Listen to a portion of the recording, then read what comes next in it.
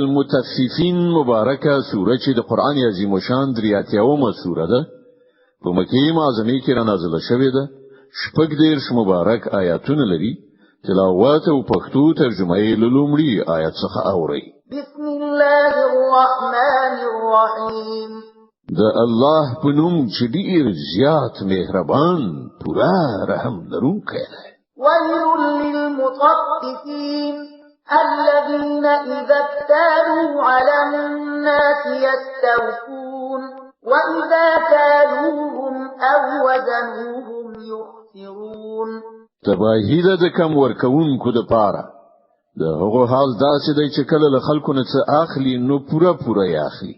او کله چې هغه ته په پیمانه یا تل څه ورکوي نو کمی ورکوي ألا يظن أولئك أنهم مبعوثون ليوم عظيم يوم يقوم الناس لرب العالمين آیا دا خلک نه پوهیږي چې په یو لوی ورځ را پاتول کیدونکي دي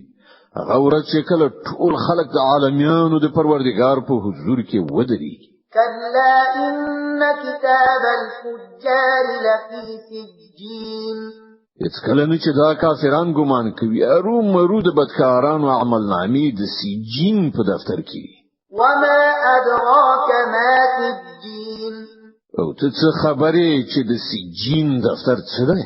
كتاب مرسوم ويل يومئذ للمكذبين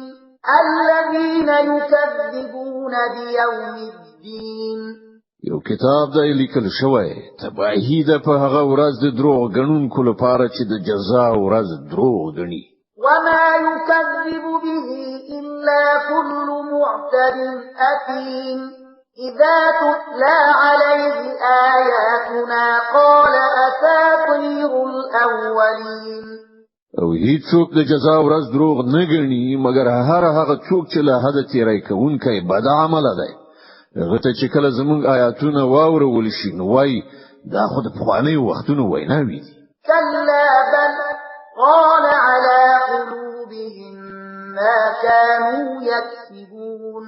هیڅ کله نه چې دا کافران فکر کوي بلکې حقیقت دا دی چې د دې خلکو زړونه د دوی د بدو عملونو زنګ وهلي دي كلا إنهم عن ربهم يومئذ لمحجوبون ثم إنهم لصال الجحيم ثم يقال هذا الذي كنتم به تكذبون هیڅ کله نه چې دغه کافران فکر کوي رومروبه په هغه ورځ دوی د خپل پروردګار له لیدو څخه به برخي بیا به دوی په دوزخ کې واچول شي بیا به دوی ته وویل شي چې دا همغه څه دی چې تاسو دروغ غنلې كلا إن كتاب الأبرار لفي عليين هیڅ کله نه چې دغه کافران فکر کوي رومرو د نیکانو عمل نامه فعلین یعنی د لوړ مقام خلقو په دفتر کې ده وما أدراك ما عليون او ته څه خبرې چې علین یعنی د هغو لوړ مقام خلقو دفتر څه ده كتاب مرقوم يشهده المقربون یو لیکلی کتاب دی چې مقربې پرېختي د هغه ساتنه کوي إن الأبرار لفي نعيم على الأرائك ينظرون تعرف في وجوههم نظرة النعيم رومروبه نیکان په ذاتو خوندونو کې وي د عزت په هسکو تختونو ناست ننداره کوونکي وي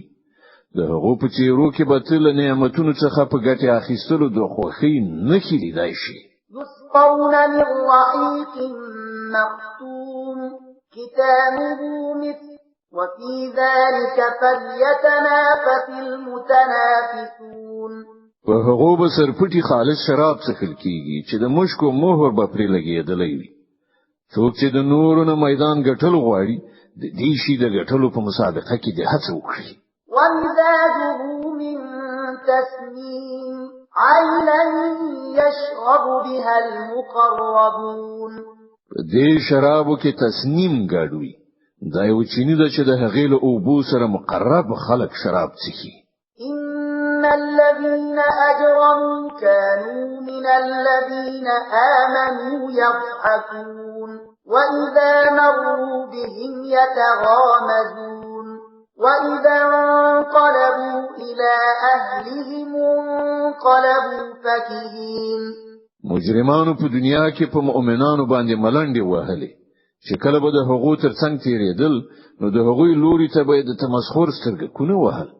کله چې بخپل کورونو ته ورستنېدل نو د ملنډو وهلو د خوندونو په اخیستلو به ورستنېدل. وإذا رأوهم قالوا إن هؤلاء لضالون وما أرسلوا عليهم حافظين. او کله چې به مسلمانان لیدل نو ویل به دا لار ورکی سرګردان خلک دي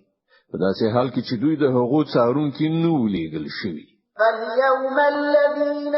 آمنوا من الكفار يضحكون على الأرائك ينظرون.